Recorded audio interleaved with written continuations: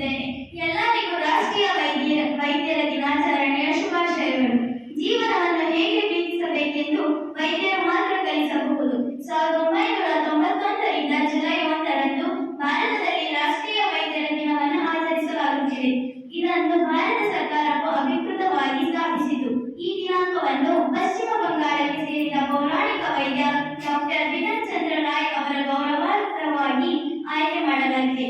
Doctor Roy ಅವರು ಪಶ್ಚಿಮ ಬಂಗಾಳ ರಾಜ್ಯದ 2ನೇ ಮುಖ್ಯಮಂತ್ರಿಯಾಗಿಯೂ ಸೇವೆ ಸಲ್ಲಿಸಿದ್ದರು.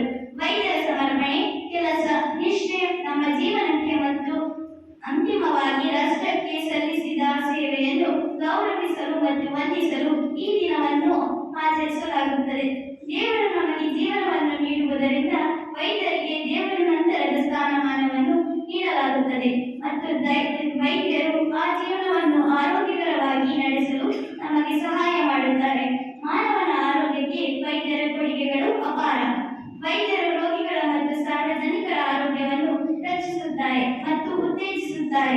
ಈ ದಿನವು ಎಲ್ಲಾ ವೈದ್ಯರಿಗೆ ಅವರ ಕಠಿಣ ಪರಿಶ್ರಮ ಮತ್ತು ಬದ್ಧತೆಗಾಗಿ ಧನ್ಯವಾದಗಳನ್ನು ಅರ್ಪಿಸುತ್ತಿದ್ದೇವೆ. ಕೋವಿಡ್ ಸಮಯದಲ್ಲಿನ ಅವರ ಕರ್ತವ್ಯಕ್ಕೆ ಸದಾ ಚಿರಋಣಿಯಾಗಿರಬೇಕು. ವೈದ್ಯರು ಸಾಂಕ್ರಾಮಿಕ ರೋಗದ ವಿರುದ್ಧದ ಹೋರಾಟದಲ್ಲಿ ಮುಂಚೂಣಿಯಲ್ಲಿದ್ದಾರೆ. ರೋಗಿಗಳಿಗೆ ಚಿಕಿತ್ಸೆ ನೀಡುತ್ತಿರುವಾಗ ಹಲವಾರು ವೈದ್ಯರು ಈ ಕಾಯಿಲೆಯಿಂದ ಸಾವನ್ನಪ್ಪಿದ್ದಾರೆ. ಸಾಂಕ್ರಾಮಿಕ ರೋಗದ ಸಮಯದಲ್ಲಿ ವೈದ್ಯರ ವಿಶ್ರಾಂತಿ ಇಲ್ಲದ ಕೆಲಸಕ್ಕಾಗಿ ಹೃತ್ಪೂರ್ವಕ ಧನ್ಯವಾದಗಳು. ನಮ್ಮ ಸಮುದಾಯಕ್ಕಾಗಿ ನೀವು ಮತ್ತು ನಿಮ್ಮ ಕುಟುಂಬ ಮಾಡುತ್ತಿರುವ ಎಲ್ಲಾ ತ್ಯಾಗಗಳಿಗಾಗಿ ನಾವು ನಿಮಗೆ ತುಂಬಾ ಕೃತಜ್ಞರಾಗಿರುತ್ತೇವೆ. ಕೋವಿಡ್-19 ಸಾಂಕ್ರಾಮಿಕ ಸಮಯದಲ್ಲಿ ನೀವು ನಿಜವಾದ ಹೀರೋಗಳು.